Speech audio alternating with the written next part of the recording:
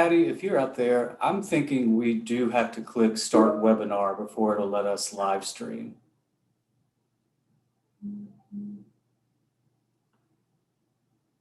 Oh, okay. So if you want to throw that welcome slide up, they'll see it.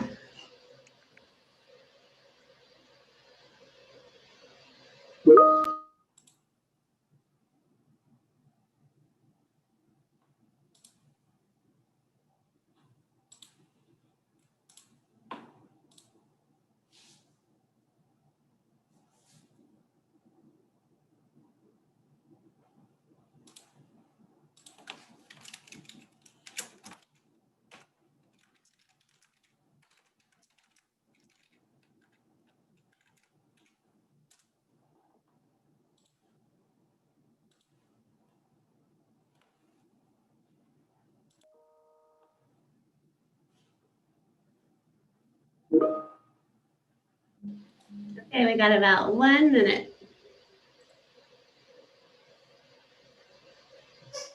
Okay, I'm going to go ahead and click start webinar then, if that's okay. Okay, do you have the welcome slide? Oh, did you want me to share that, Kristen? I do, but I didn't have it. Sorry. Probably never clarified.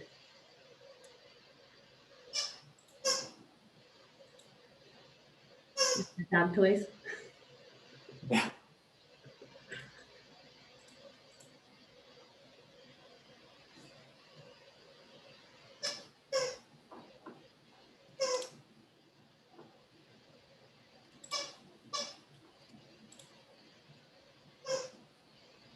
Where is it? Where is it?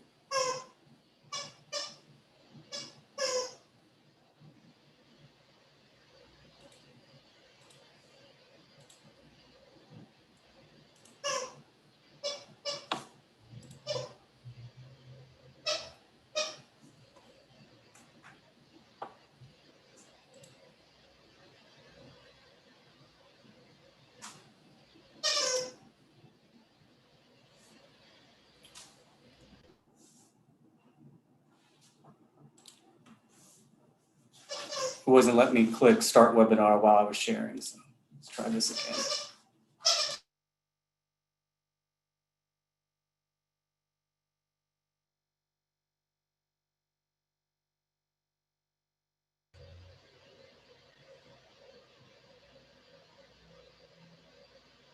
Hello, everyone. We will start in just a minute. We're just letting people come into the webinar.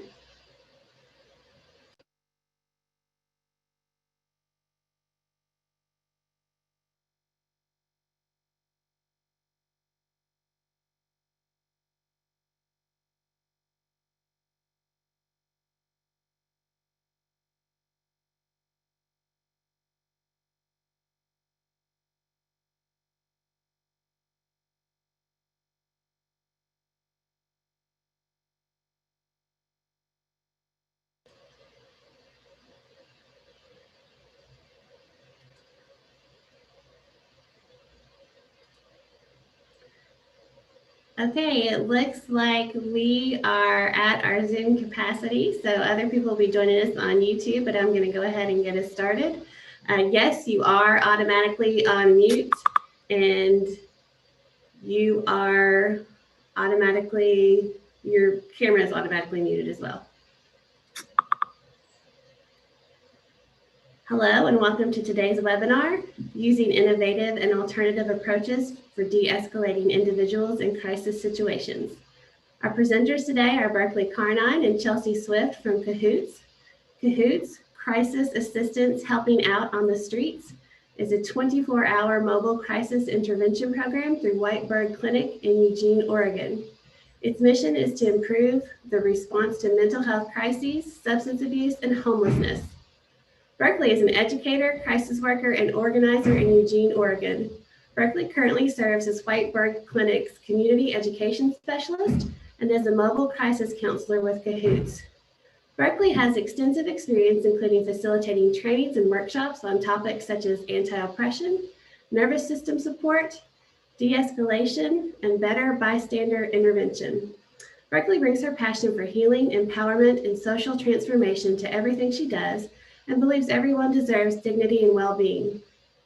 Chelsea Swift, aka Swift, is a first responder, a community organizer, a crisis counselor with CAHOOTS, and a harm reductionist who is committed to interrupting stigma and overdose deaths through naloxone trainings and distribution. Swift enjoys sharing real experience and social justice-driven trainings for de-escalation and crisis intervention, and has been involved in consulting projects across the United States who are implementing the CAHOOTS model. Swift is a proud cat owner and member of the queer community who dreams of a better world with her partner and their cats from their cabin in the woods. My name is Kristen Dahl, and on behalf of the Mental Health and Developmental Disabilities National Training Center, I would like to thank you for taking the time to be here today. Please visit our social media and website, mhddcenter.org, for resources related to mental health and developmental disabilities. Next slide, Brandon. We have a few housekeeping items to go over. If you are joining us on Zoom, the controls are located at the bottom bar of your Zoom window. Please use the chat box if you have any comments or technical issues, and we will do our best to assist you. Please use the Q&A to submit questions to our presenters. We will read your questions to Berkeley and Swift as time allows throughout the presentation. There is a hand-raising feature you can use if you need assistance from the MHDD team. Other than those presenting the webinar, everyone is muted and camera access is turned off. This webinar is being live captioned. You can turn on captions in the Zoom window by clicking the CC button on the menu and selecting Show Subtitles. You can also change the size of the caption text by selecting Subtitle Settings. ASL interpreting services are being provided by Central Kentucky Interpreter Referral. The webinar is also being broadcast live on YouTube. If you are joining us on YouTube, please add your questions and comments to the live chat on the right-hand side of your screen. Next slide. This webinar is being recorded and will be available on the MHDD YouTube channel and the MHDD website later this week. A PDF of the presentation slides will be available as well. We will be sending out an email following the webinar with an evaluation. We ask you to complete the evaluation so we can improve future webinars. The email will also include instructions on how to receive continuing education credits. For those of you just joining us, welcome to the webinar, Using Innovative and Alternative Approaches for De-Escalating Individuals in Crisis Situations. Thank you for being here. I'll now turn it over to our presenters, Berkeley and Swift from CAHOOTS.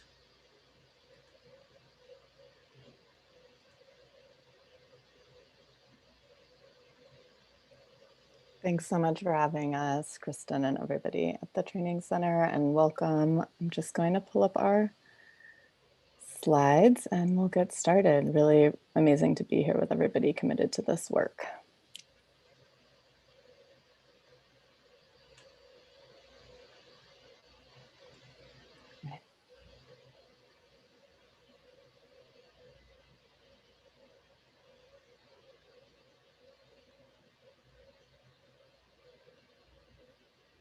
Okay, hi, my name is Chelsea Swift. I'm a crisis worker with CAHOOTS and an EMT on CAHOOTS as well. I am here today with Berkeley. We do a lot of community education and we're both folks who work on the van on CAHOOTS right now. And as it was said earlier, CAHOOTS stands for Crisis Assistance Helping Out on the Streets. Next slide. Okay, so CAHOOTS has been catapulted in a conversation in 2020 in the last year. Our program has existed since 1989 and Whitebird Clinic was founded in 1969. So it's very, yeah, we're holding some different worlds. Like what we were born out of in our community was to address mental health, addiction, homelessness, and you kind of see that nod to it in this headline from 1989 when we first rolled on the streets like this experimental project. Here we are, 2020, 31 years later, and CAHOOTS is being asked to talk about our program simultaneously during a live stream of George Floyd's funeral. So we are very, very grateful for the platform that we've been given. And within our work, there is a lot of ways mobile crisis response could look, but our operations has always been within the dispatch system of our local police department. And what that allows us to do is to catch calls or become involved on calls that would otherwise only have the option of police or traditional EMS.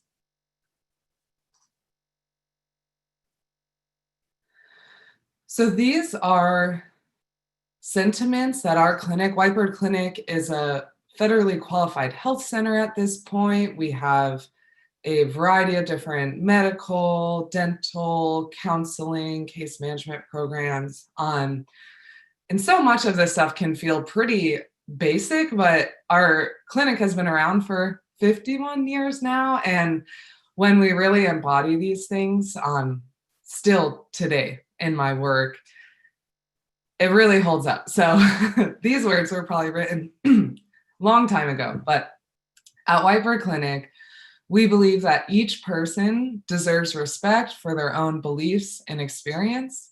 We treat people with unconditional positive regard.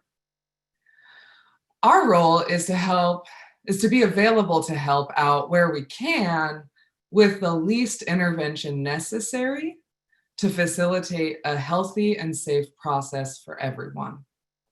We will try to bring least intervention necessary a lot into the rest of the presentation, but what this is defining out the gate is that, yes, we are wonderful at our jobs and we come with a lot of skills, but generally what we are trying to do is problem solve, figure out what has worked for somebody before when they've been in this situation. How can I empower someone to find a solution within their own world so that the other 364 days of the year, when CAHOOTS is not sitting in the room, will this person be able to follow these same steps?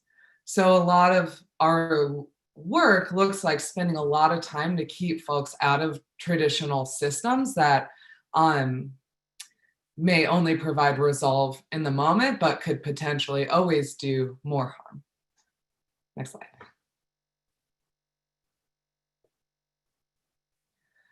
Okay, so this starts off very basic, but we know about ourselves that our physical, emotional health are impacted by basic human needs. So that coming down to food, water, sleep, the coping mechanisms that we're able to access. And we know about a lot of the folks that we work with on CAHOOTS are the exact people who have been systematically deprived of those basic human needs. And that also being emotional basic needs, being listened to, being respected, being able to have agency over where you're able to sleep, where you're able to use the bathroom.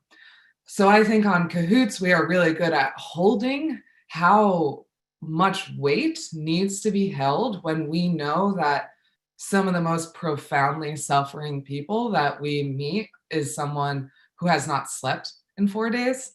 And we know all that can come with that. So we really try to hold that with ourselves when we operate. We're always in teams of 2.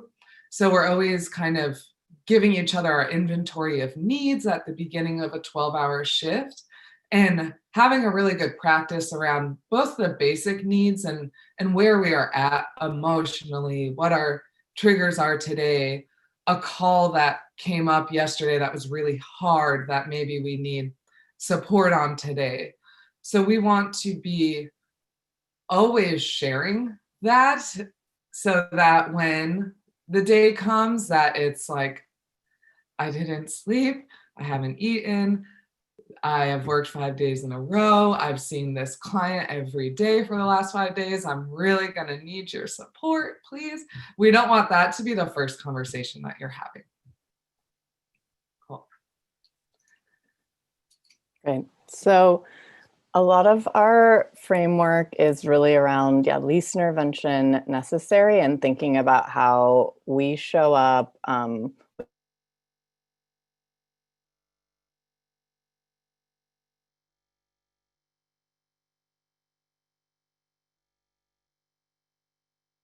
response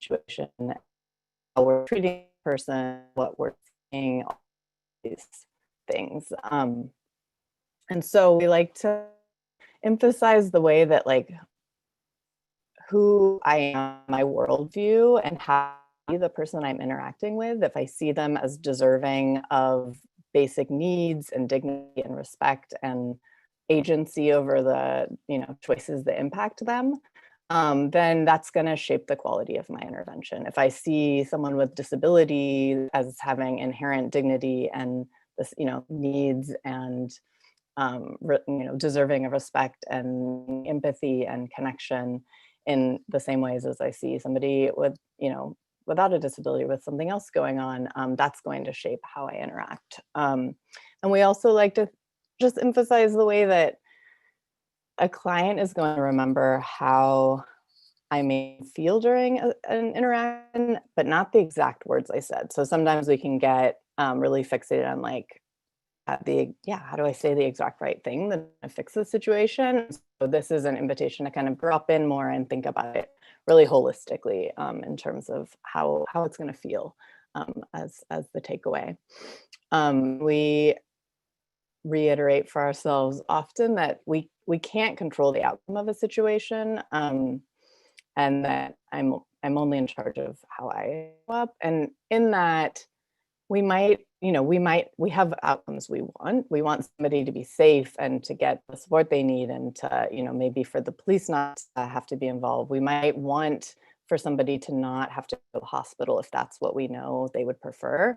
And so we're holding that we have desires for these outcomes, and also that if we get too attached, actually trying to control it, then we're no longer really supporting somebody else's agency in that, and we can not have the same kind of capacity for creative responses and problem solving when we're really, really attached. So think about controlling how I show up and having to have a different way of relating to outcome. And like Swift was saying, ideally, I'm going to enter a situation as grounded as possible and rested and present. And so sometimes that's even just like noticing like, oh, I have to send this text, just remembered if I don't communicate something, blah, blah, blah. I'm going to be thinking about it as I'm, coming to see what's going on for this person. And they're going to feel that I'm not present. And so even just if it's sending a text or taking that sip of water or taking that breath, doing the things that support us to show up present. And on that, just in this moment, an invitation to look around and let your eyes kind of go where they want to go in the space. We're on computer together and it's so nice to get to connect in this way, but also just seeing how things are looking in your space, maybe seeing where the sun is. If you have a window you can access, listening, if listening is the way that you're connecting to the environment, or feeling just the position you're in, any way that you're connecting to the environment, and noticing like, what is here now? How do I get information about kind of present moment safety?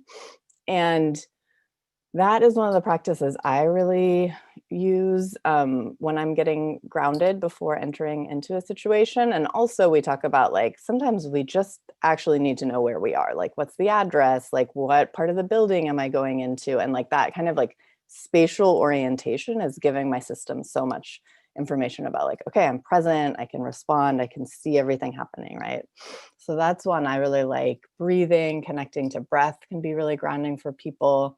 And thinking about like, what signals am I sending to myself? Am I sending signals of stress and alarm? Because if I'm sending those signals, I'm usually replicating that and showing that I'm stressed and I'm moving too quickly, not able to take in information I need to, and communicating, at this like nervous system body level to whoever I'm interacting with, that I'm also stressed and panicked. And I want to do the opposite, right? I want to convey that I'm grounded, that I'm present, that I'm safe, that I care. And so I'm thinking about things that I like to, say aloud or to myself, that is like, okay, I've got this, or I know how to listen, or whatever the like really basic thing is that I want to come back to.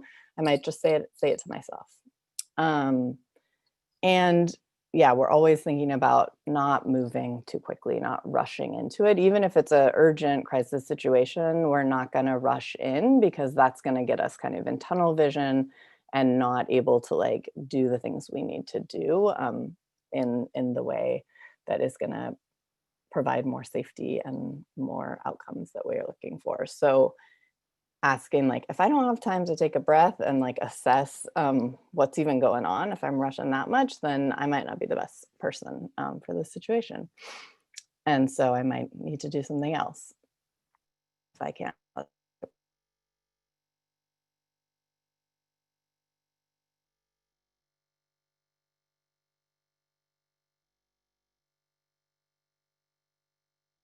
And ourselves, okay, emergency is a situation. Emergency.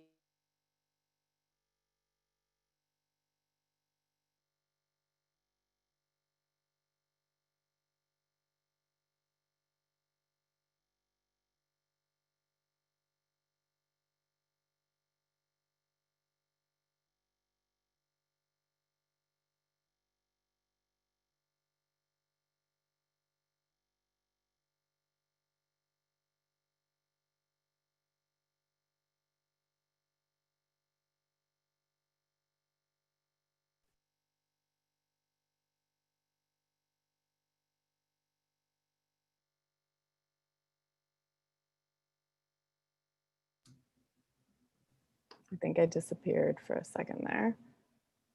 You did. Okay, I might have to take off the video.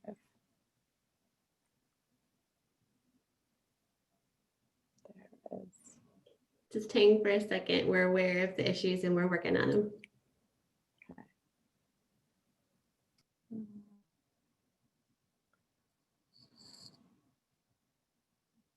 Okay, so back, everyone can see slides.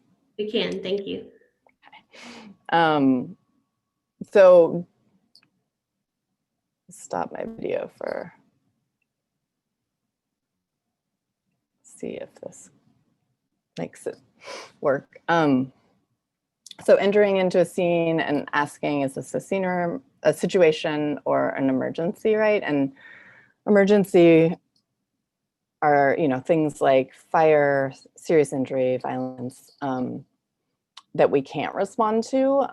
And a situation is something that can be solved. And so sometimes if we're not used to crisis situations, a situation can feel like an emergency. So I think just naming that and the importance of de-escalating ourselves first, and that pause and that breath and looking around to notice, like, okay, this is either something, where I need to make a 911 call, or this is a situation that, I can engage with. I can safely interact and come up with some better options and other outcomes. And sometimes to be able to assess that, it's really about getting to ask some questions like, okay, can I see everybody who's involved in what's going on? Can I see if somebody's hurt, or like who's having the most acute crisis? Can I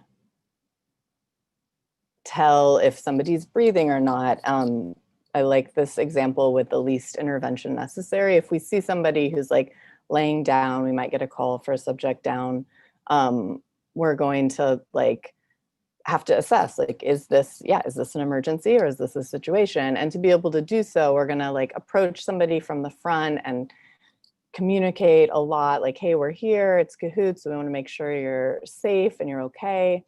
And we'll start by, just trying to verbally engage. And if we're not getting a response, we're gonna ask, like, let them know, hey, I'm just gonna touch your foot, and start at the foot, right? Because that is the furthest place from somebody. And again, we're coming from in front of them. So that feels like as, less threatening, because we know how threatening and vulnerable it can be to be sleeping out. And we're also just communicating and doing like the least intervention, starting there before we would like move to having to, say, eventually do a sternum rub or other things to see if somebody is overdosing or needs, medical attention. And in that situation, I might not know for a while. And so I might still call for emergency medical. And if it turns out that I'm seeing a response and seeing, okay, this person is not having a medical emergency, then you can call in disregard. And we like to think about really being able to assess to see, is this a situation that we can handle. And things for that are things like slowing down, really listening, looking, getting a feel for what's happening, grounding yourself again. That tunnel vision can really mean we leave out, like we're not getting crucial information, and asking like, okay, is this safe enough to move forward? And there might be a situation where somebody is like waving something around and you're like, I think they're just having a time, but I can't tell if they might like use that as a weapon. And so thinking about how do we make this safer, you can say, hey, I want to talk with you, and I'd feel a lot better if you, put that stick down for now, or whatever it is. And then if that happens, then you've made the situation safer and you can move forward. Or that could be like, hey, I think we should, let's come outside and talk outside. Things like that can be ways that we make a situation safer, or asking for a bystander or a coworker to come and help us address the situation, right? All those things. In thinking about ourselves as a tool, we're gonna use voice and language, and think about how we can meet someone where they're at, and also kind of support them in de-escalating themselves. And so if somebody's yelling a lot, and kind of speaking really fast, I'm not gonna go into my like slow, soothing, quiet voice to try to like, convince them to meet me. I'm gonna like join and like meet that volume and get their attention. And then I'm going to kind of use my volume like a ladder, like a scaffolding, to kind of step down, and like on this kind of more subconscious level that is just like giving the invitation, like, hey, you can also kind of come down in volume. And that can actually like, yeah, be really supportive to like notice, oh, I'm getting quieter. Maybe I'm like not as amped up as I was feeling. And it kind of gives that opening to come out of a more upset or kind of angry emotional experience. Similarly, thinking about meeting people where they're at and the tools we have, or just meeting people in terms of the language they're using. That can be more like street language versus professional. If somebody is, cussing a lot and having a really hard time, and I'm like, yeah, it sounds like you've had a really shitty day, like that can really meet somebody and make somebody feel really heard. Or if somebody is like definitely not cussing and I do that, it's not gonna meet them where they're at and kind of join with them. So I'm gonna pay attention. Similarly, I'm not gonna speak super fast if somebody is speaking really quietly and slowly. I wanna not overwhelm them more. And when we're thinking about interacting with somebody, who it could be anything from super overwhelmed or not able to understand us, or has a hearing impairment, anything going on that is going to mean that we need to be more creative in our communication and think about how to be accessible. Some practices we really like are, we can ask yes or no questions, and give people the option of like two things. Can write things down, offer a pen and paper to communicate, sometimes like sketching things, all of that is available. Medics can kind of go through and really like show people what they're going to do, let somebody touch a blood pressure cuff, demonstrate on yourself first, lots of different ways to kind of familiarize and make it again feel like somebody has agency to decide if they want that part of the medical eval, or if they want support in that way. I like to, the I statements around like, I want to make communication work, so let's try this, whether that's let's go outside to where it's quieter and try to find some place that's a little less overwhelming, go in another room. I also like where you think a lot about audience, and if there's an audience kind of watching, that's going to further escalate a situation. So getting really creative and how we use space and get space. Can also think about noticing if somebody's using a self-soothing strategy, and just, just noticing like, hey, I see maybe you're rocking. Is that helping? Or, is that helping you calm down? And if so, great. And if not, like, well, maybe taking a walk together or some other way to like get to be more active or moving around is something that might be supportive.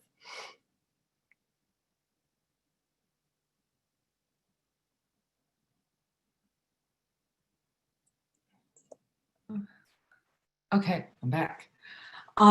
This next section is going to be about body language. And this is the part of the work that I always try to emphasize is what really, really keeps us safe.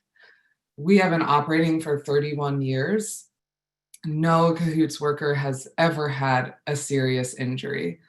And well, we'll just get into it. So these photos are just photos that I found in media coverage. So we normally are doing these presentations in person, and I needed some examples of these really important things that we do, and I was able to find them organically. So in this image, we have Ashley and Christian. Ashley is the crisis worker, and she is closer to the client, but she has Christian on the other side of her, so that we are not creating a situation where the client is going to have to look back and forth at two different people, which this is, you could just kind of see when you look at me. This creates, are we suspicious? Are we confused? Are we nervous of our area? So we're always trying to support the de-escalation with our own bodies and what we are maybe having our client's body do. Both of them have their hands visible and, in a casual position. It's not super authoritarian or it's not super closed off. And we can often find ourselves in positions like that, thinking that like, oh, this is just really comfortable for me, not realizing that like what the client sees could be very different. Also, having both folks on one side kind of establishes we are your team. When we're able to sit like this and kind of be on the side of someone versus right in front, that is also communicating we're on the same page, we're a team. And in this environment of this restaurant as well, if I saw that from across the room, I might not necessarily realize like, oh, those are two, like that's an EMT and a first responder talking to someone who is in a crisis. Instead, we've created a kind of vignette of us looking really naturally in the space with each other. Next slide.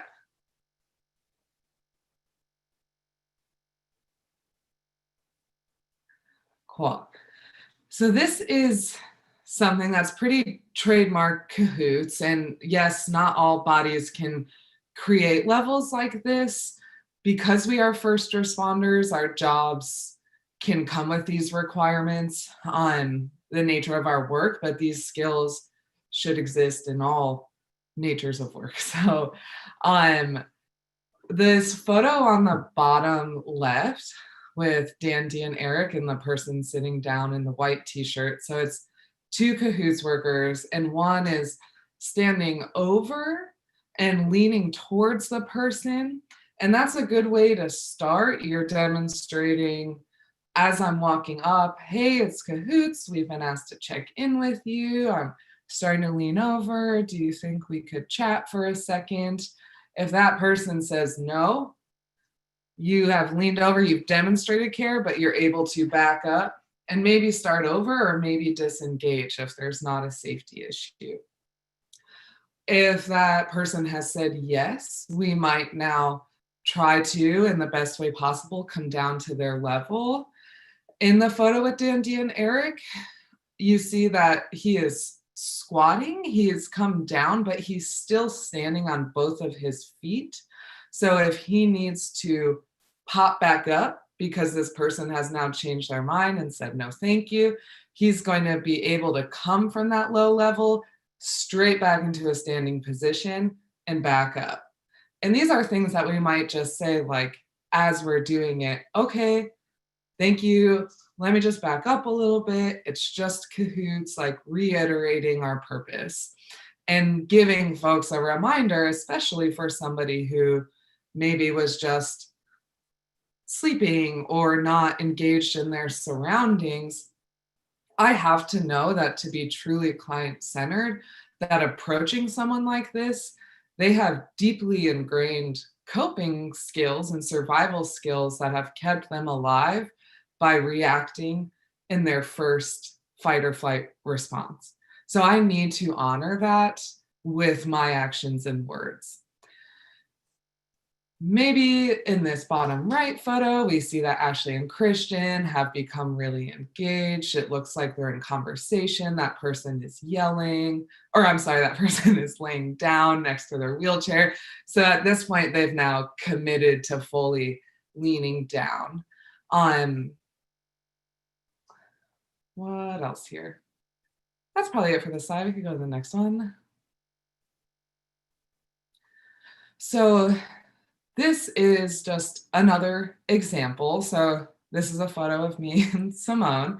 And to start with the comments on the right side, so you can see that I'm kind of leaning. I'm doing like a interested head lean. I have my arm crossed, just one, holding onto my other arm, because again, it is really natural to want to cross your arms.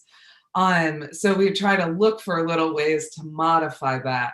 Another one would be, instead of putting your hands in your pockets, you could put your thumbs in your pockets, and that way your palms are still staying visible, but you get to be in a relaxed position with the way that you're holding your body. And in this photo, you can see how like my feet are kind of askew, so I'm not squared off exactly at the person that I'm talking to. I've tried to create different angles with all parts of my body to be disarming. What is really important as well is that we're not blocking anyone's exit. There are some maybe poor examples of that in the last slide, but in this one you can see depth is a little hard, but Simone and I are definitely, she's kind of staggered behind me. So we're not directly shoulder to shoulder as a force looking at someone. She's staggered behind me, but we're both kind of supporting each other with the same overall body language. I would say what I see with her, I know that Simone is a former sous chef, and Simone works on the fire department. So she is in what in those line of work is a really respectable stance with her hands behind her back. But in our work, that could be communicating like, what am I hiding? What little weapons am I hiding behind my back? So that alone could be a really distracting factor. That's where people are going to remember how we made them feel and not what we said. Also really important, the 2 arms lengths apart is basically what we now call social distancing. So we never want to get closer than, if I were to put my hand out to you in virtual world, you would put your hand up to me and we wouldn't be able to touch. That, when we're doing all of these different ways of modifying our bodies, still feels really intimate. So it doesn't feel like you're just standing inappropriately apart from each other, just talking at each other. Not blocking exits, extremely important, and it's going to be different for every space that you enter. And this is something I can tell you on every single CAHOOTS call. I am modifying and thinking about every space that I enter, how I can remain close to the exit, or at least not have somebody blocking my own exit while also keeping their exit open. So it's a lot to think about. It also becomes more clear, like if you're in your room right now, think of where the door is, and is there a big piece of furniture, or is there a dog I'm going to have to get past, and how can I start to modify that? And sometimes that looks like, hey, I would feel more comfortable being outside, or would you be able to put your dog in the yard so I could hear you better? We really have agency to be directable to help support someone. Next slide. Okay. This, I hope, feels helpful. This is something that I also try to use as a framework, knowing that it can feel hard to know how to pull a lot of this together from the training. So an example I like to use is a CAHOOTS call where we are being sent to ask someone to move who appears to be having a mental health crisis, and that crisis is taking place in the doorway of a business. So I am walking up to that person. Again, I'm announcing us, like they see the van we're getting at, like, hey, it's CAHOOTS. Wait until I get a little bit closer. Hi, gonna build rapport. My name's Chelsea with CAHOOTS. What's your name? If that's okay, let me know.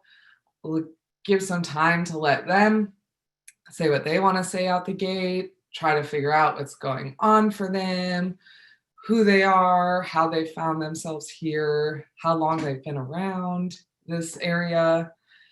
And then I'm going to be like, yeah, it was raining all night. You have just gotten out of the jail and you didn't get your mental health medications. Like, no wonder this is the best place for you. That makes sense. This business entrance has a great overhang. You were able to get dry. You're right downtown. People were able to give you food. Like, that is real. So I just want people to know, like, I see them. Their situation deserves to be seen. So I'm going to reflect back kind of those things that I just went over and say, like, okay, so all these needs brought you to this doorway. I am here because the person inside also has needs, which is that they're the business owner and it's time for them to open. And I also, yeah, you've been able to get snacks down here, but what if I took you somewhere where you could potentially get a shower or talk to a doctor who might be able to refill your meds? Because I see that that needs to happen too. Does that make sense? So I'm kind of just trying to lay out that we're moving towards an action, but that action is going to be out of what I heard this person's needs are.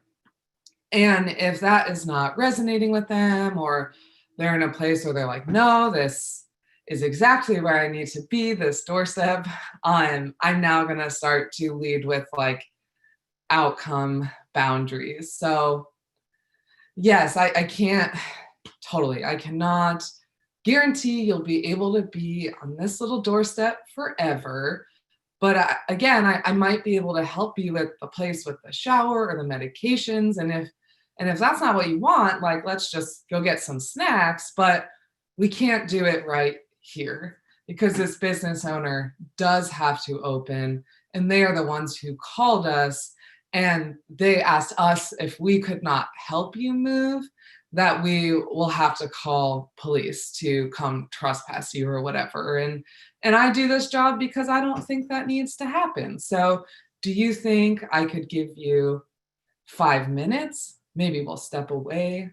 That is a really good tool, is if I've just steamrolled into this great interaction and somebody is starting to think about that change, I like to give some space and really name it, and also say, like, yeah, I'm going to give you 5 minutes. You could think about it, start to pack up your stuff, and then I'll re-engage, because I have that gift of time. And that time is often when we push through, where a situation can become a crisis or an emergency if we are pushing back too hard. So giving those time limits, again, is really like a gift you can give to yourself and that person, because then you don't feel like you're acting out of reactivity. So it's not like, oh my God, I just tried for 20 minutes. They're not coming, whatever, I'm leaving, I'm calling the police. No, I get to say, I gave 5. I offered these different things and they didn't take it. That's where I can't be attached to the outcome.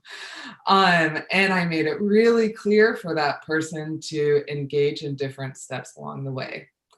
Where that feels extremely different is in that same situation. We would see this formula reversed, where we would see maybe an officer walk up and say, you need to get out of this doorway or you're going to jail. You've been here all day. And by the way, give me your name and birthday because I'm going to run you for warrants. So that is the opposite order that people are going to be more socialized to having, especially for folks who find themselves in doorways with mental health stuff going on. So that's another thing where I take it very seriously to try to break down how I can have that same sort of interaction, but have it be totally different and sometimes even restorative.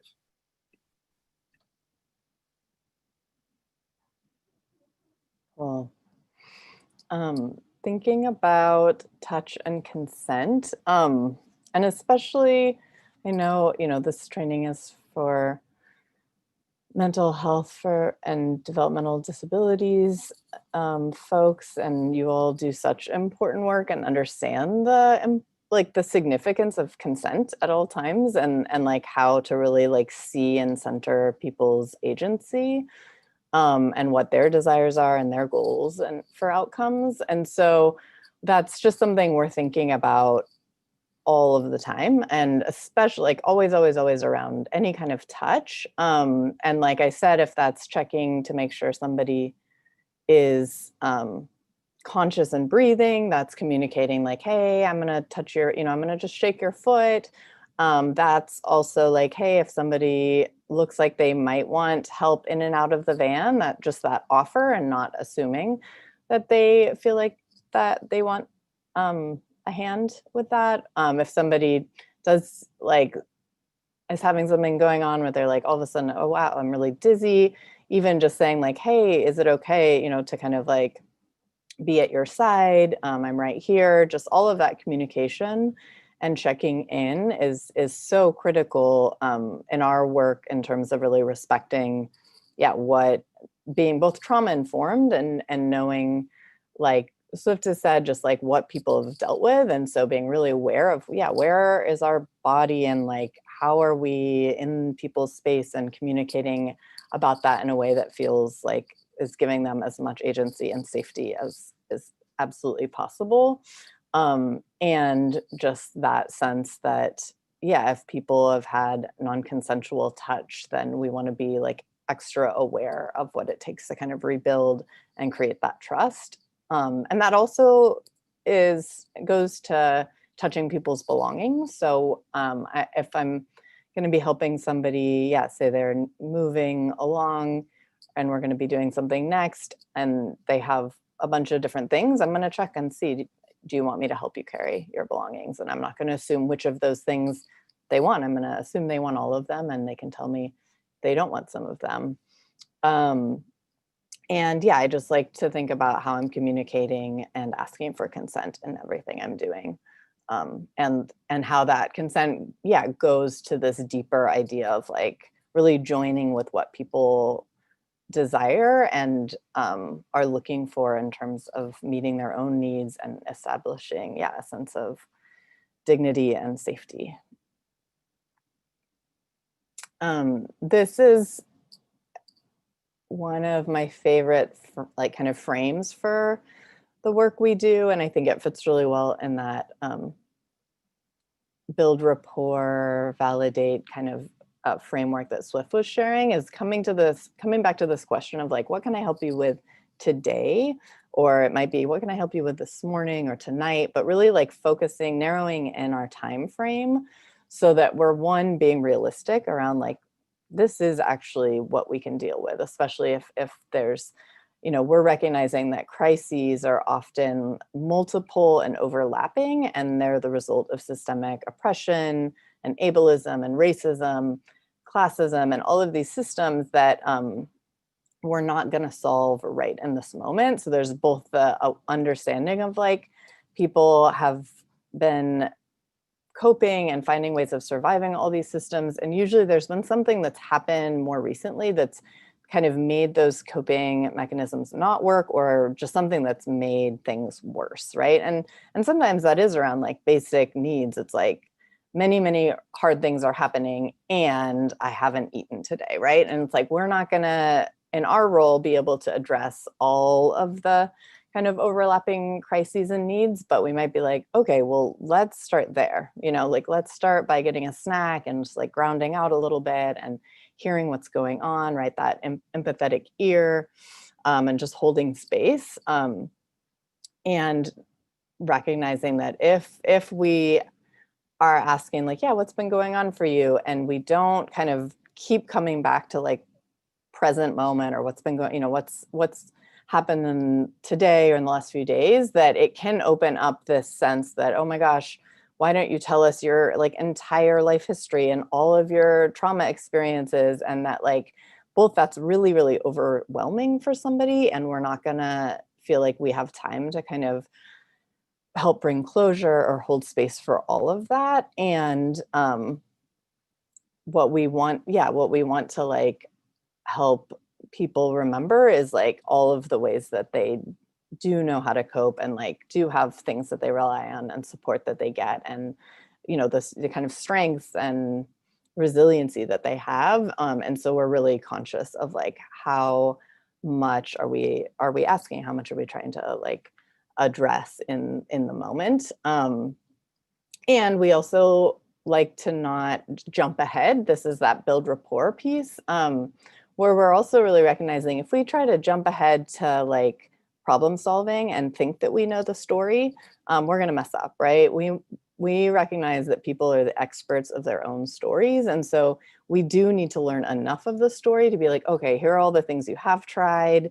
And maybe we're not even, we don't even want to get to the problem solving yet. We want to actually just like have that space for the empathetic listening and connecting and hearing what's been going on for somebody. And then we might move into like, okay, and what can we do with this today? Like Swift was saying in that intervention, there was a need to get out of the doorway and to some more resources. And so since the person has named some of those things, then we can meet them in that and support around that. And I'm just recognizing we were gonna get to some questions in the middle, and I think we'll just have a lot of time at the end, if that works. We'll stay longer and make sure we have time to hear everybody's questions. This is a helpful question that we like to ask, just around like, whose crisis is this? And this points at kind of two different things.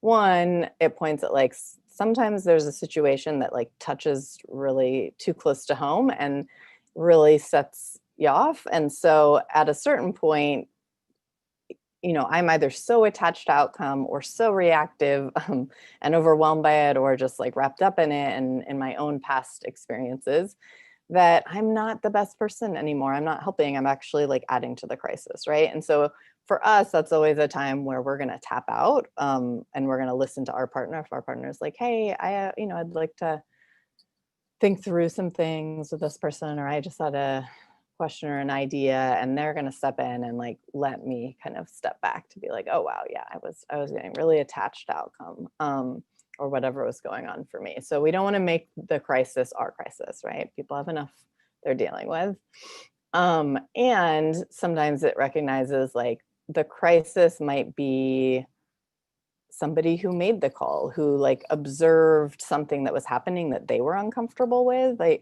might have seen somebody who was having talking to a tree, or just having a really different experience that they were like, the caller was like, oh, that is weird, or that's not okay.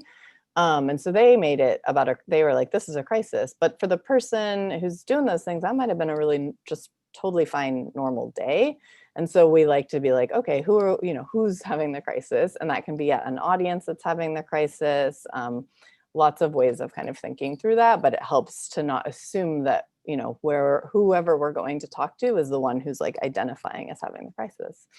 And with this too, we like to have a harm reduction strategy that's around like not working harder than the client for the outcome. And so it's again, meeting and joining, like these are the solutions and the coping strategies that are available and what they want. And, we might see if there's some opening towards any others, and like really join and support those, but we're not, we're not imposing our own ideas about what they should be doing. We're coming, non-judgmental, and we're also not like doing the work for them, because we know it's about supporting them those other 340, the rest of the year, to have agency and to feel empowered and get to make decisions for their own well-being.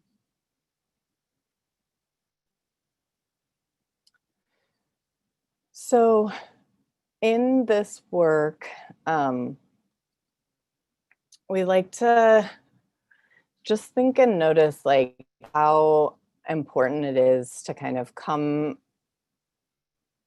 at it from a perspective of learning and growing.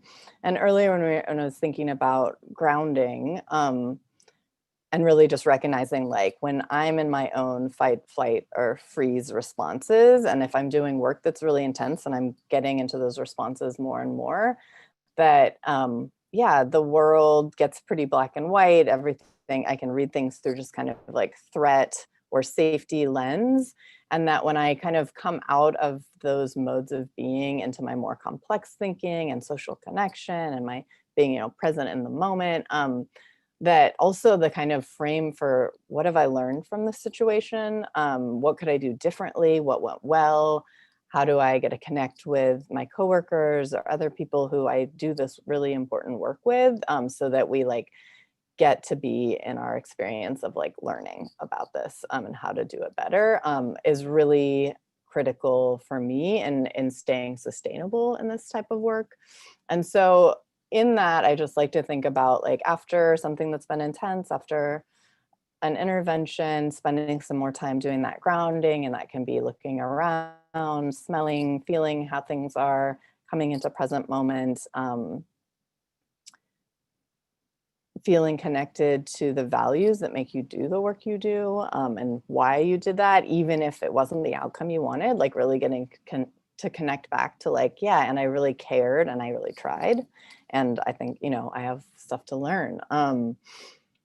Connecting, talking to coworkers, friends, writing, reflecting, any of the things that you already do to kind of support self-reflection and growth, like getting to apply that to the learning of, how do we bring more care and more capacity to addressing crises, so that, we don't have to rely upon police or hospitalization, right? That we have community response and capacity. And so knowing that reflection, that practice, takes time and takes support.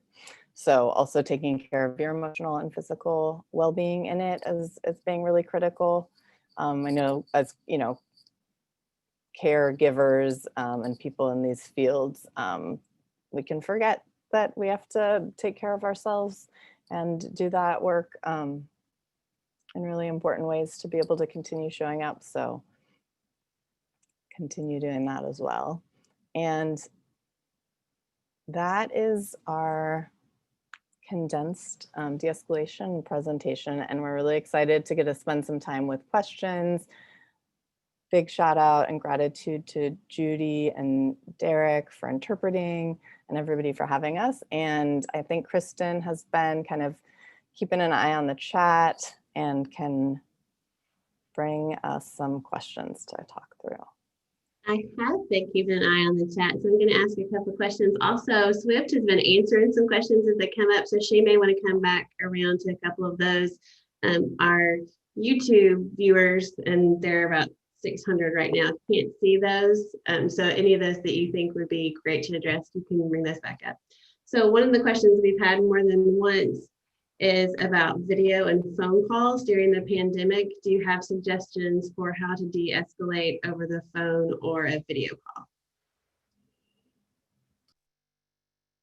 I was thinking about this because it did come in 3 in a row. And at first I didn't know what to say. And then I think some tips that I really try to do with a phone call, a lot of our interactions are trying to engage someone who maybe does not want to speak with us at all. Maybe they did not expect to have an encounter with us until we ended up on their doorstep or on the phone with them because it was a welfare check somebody else placed, something like that.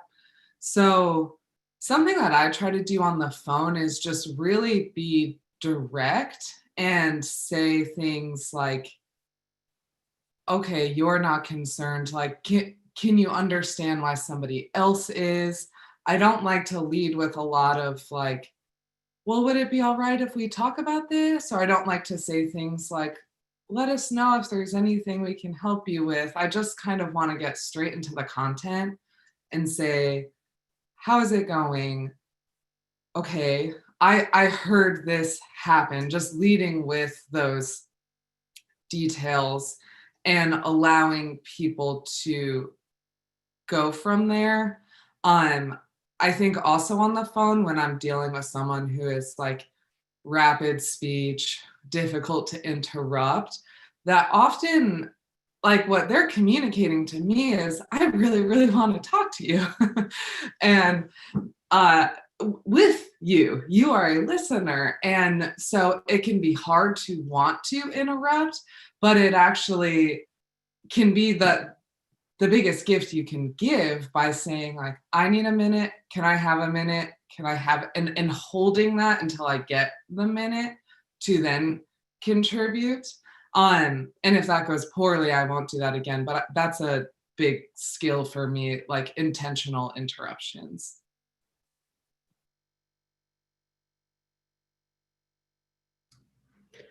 I'm going to say it's our time is up for anyone who's wanting to leave. Berkeley and Swift have agreed to stay on and answer questions for a few minutes, so we're going to hang out here. But we invite you to respect your time. That if you need to go, the hour is up, and you will receive your CEU certificate if you fill out your evaluation and want to get that certificate. So just want to make that note. And then here's another question. This one was in the chat. Do you have any body language tips for someone with difficult and different physical abilities, such as the person who uses a wheelchair or different mobility?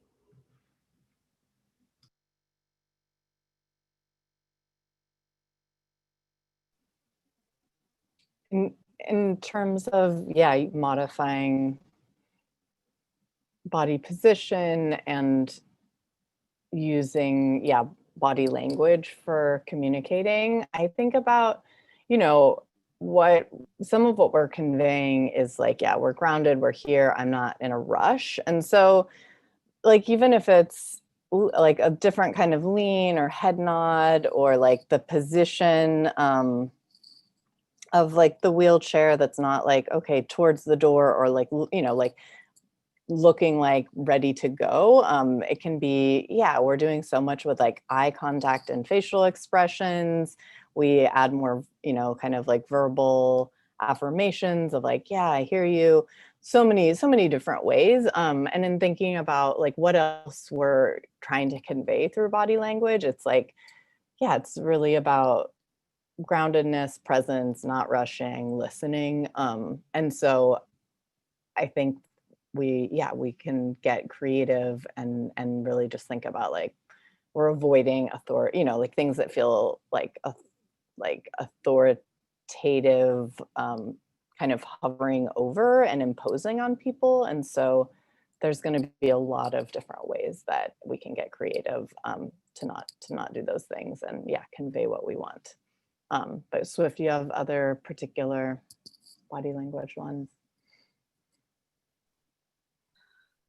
I think the positioning piece is still really applicable in terms of like kind of placement in a room and not blocking exits and trying to demonstrate both to the person you're working with that you're a team, and how that is perceived through the room. Yeah, that was the first thing that came to mind for me. And I think those like angling tricks can be used at really like smaller levels too, even from just how you're holding your face or your facial expressions.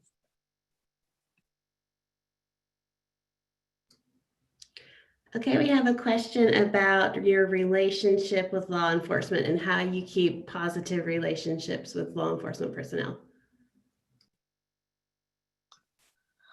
Well, in Eugene, our relationship has been 31 years old. So what has come of that, like for me, is I got to step into a program that had a lot of institutional trust. We stay extremely, extremely busy on CAHOOTS. And while not all calls that come through our dispatch center now are calls that would necessarily be calls that police or traditional first responders would come to, we are about 17% of the phone calls that come through public safety, and about 7% of those are defined as diversion calls for the police.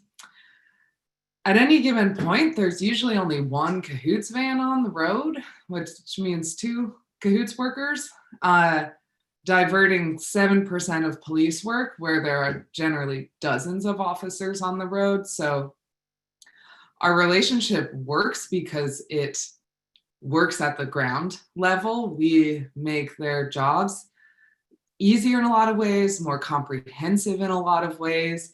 For every 5 times we're contacting someone, that's, 5 less times that they are. So it's just really, really, really functional. And that can, really exist in its own vacuum as it operates and plays out on calls on the street. And again, like we have been put into this new magnified era of CAHOOTS being noticed and police's role within communities being noticed. So that has been something to recontextualize and work on for ourselves now. But I think as it plays out on calls and in the field, it's extremely fluid, and we all know what each other can and cannot do. And we also know the factors of when something has escalated to a police call, we know our limits. And so we step away. We don't try to cowboy situations or be the hero of situations. Just like within that kind of helps foster trust with the police, that when something has dropped below punitive, criminal, whatever, they get us involved as frequently as possible. So it's definitely a feedback loop. Yeah. Just the one extra piece I like to think about is like police generally didn't join because they wanted to be like counselors and mediators, like maybe some of them, but I think, when we just like look at the rapid defunding of the last 40 years of so many social services and, all of the things from housing to healthcare and services for people with substance use and everything else. We get to provide a role that, like Swift was saying, like a lot of times officers aren't looking to do that. And so they're really grateful that we're like, yep, that's, we are here for that. And we have this training and it is different and we show up in a different way. And the piece that we get to not be attached to outcomes, and we're never forcing anybody to do anything they don't want to do, means that, we have a really different way of being perceived and operating. It's quite useful. Thanks. Okay, we got a couple more questions. I am currently advocating for the creation of a similar program in my city. How would you describe the value of this program and this kind of de-escalating service to policymakers?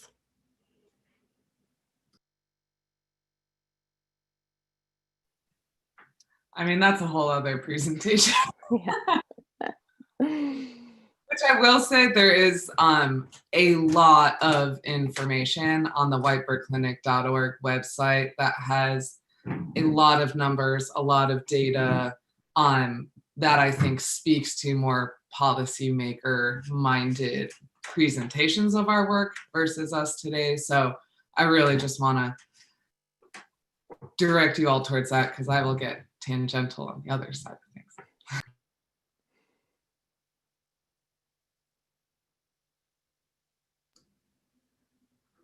Okay, and one last question. What financial resources do workers bring to your situations for food, transportation, etc.? Yeah, like you said, snacks, water.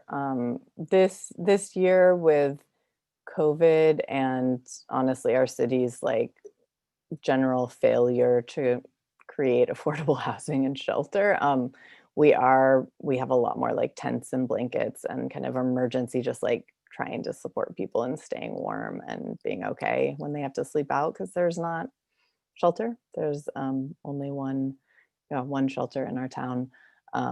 And so that is something that we've really like done a whole bunch more of this year. And in general, we have supplies that kind of like support in our interactions and are trying to be somewhat different than just like outreach with supplies all the time, because that could be everything we did. Also, we did not talk a lot about, but again, our partnership is always a medic and a crisis worker. So we're providing medical assessments and first aid really frequently. And that is a big piece of what allows us to divert in the field. So that could look like us giving first aid to somebody who has self-harmed while the crisis worker is counseling. And because we were able to do those two things together, we don't have to transport to the hospital. Whereas if traditional EMS showed up, they might just look at the wounds and say, there's a lot of unknowns. We don't know if your wounds are safe. We don't know if you can keep yourself safe. We're going to just try to convince you to go to the hospital now. If we cannot convince you, we're going to have law enforcement or whatever powers where you are that can facilitate a involuntary transport to that. So I think that holistic model, that more like behavioral health model, has always been part of our work of what we're showing up with medically.